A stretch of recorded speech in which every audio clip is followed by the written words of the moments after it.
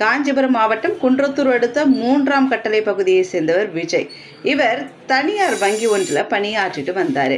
அவருடைய மனைவி அபிராமி தான் இந்த வேலையை பண்ணியிருக்காங்க. இன்னைக்கு அவங்களுக்கு தகுந்த தண்டனை கிடைச்சிருக்கு பாருங்க.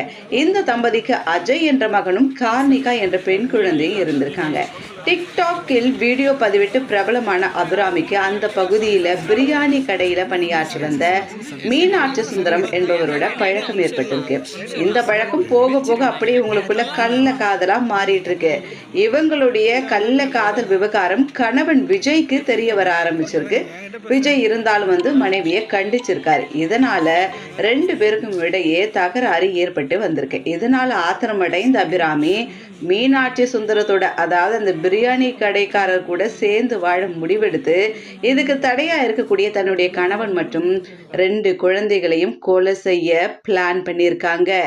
அதனால கடந்த 2018ஆம் ஆண்டு தன்னுடைய 2 குழந்தைகள் மற்றும் கணவனுக்கு பால்ல தூக்க மாத்திரை கலந்து கொடுத்திருக்காங்க. இதுல அதிர்ஷ்டவசமா கணவன் விஜய் எப்படியோ எஸ்கேப் ஆயிட்டாரு, தப்பிச்சிட்டாரு.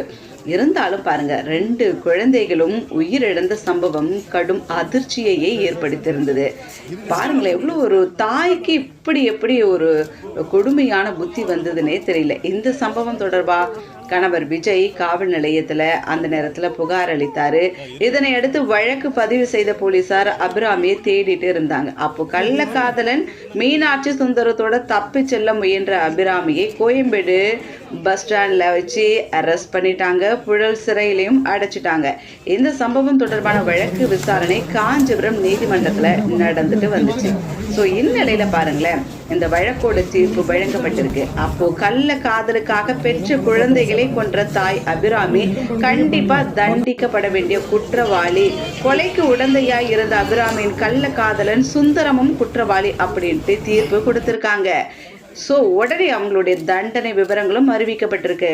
அதன்படி இளம்பெண் அபிராமிக்கு சாகும் வரை ஆயுள் தண்டனை விதிக்கப்பட்டிருக்கு. மீனாட்சி சுந்தரத்துக்கு வாழ்நாள் சிறை தண்டனை விதித்து காஞ்சிபுரம் மாவட்ட நீதிமன்ற நீதிபதி உத்தரவிட்டிருக்காங்க. ஸோ முன்னாடி அபிராமி என்ன சொல்லியிருக்காங்கன்னா, தாய் தந்தை வயசானவங்க, நான் ஏற்கனவே 7 வருஷம் ஜெயிலில் இருந்துட்டு அதனால குறைந்தபட்ச தண்டனை வழங்கணும்ட்டு நீதிபதி கிட்ட கண்ணீரோட இவங்க வேண்டுகோள் விடுத்திருந்தாங்க. எப்படிங்க இவங்களுக்கு இந்த நேரத்தில் இப்படி கண்ணீர் வந்ததுன்னு தெரியலையே.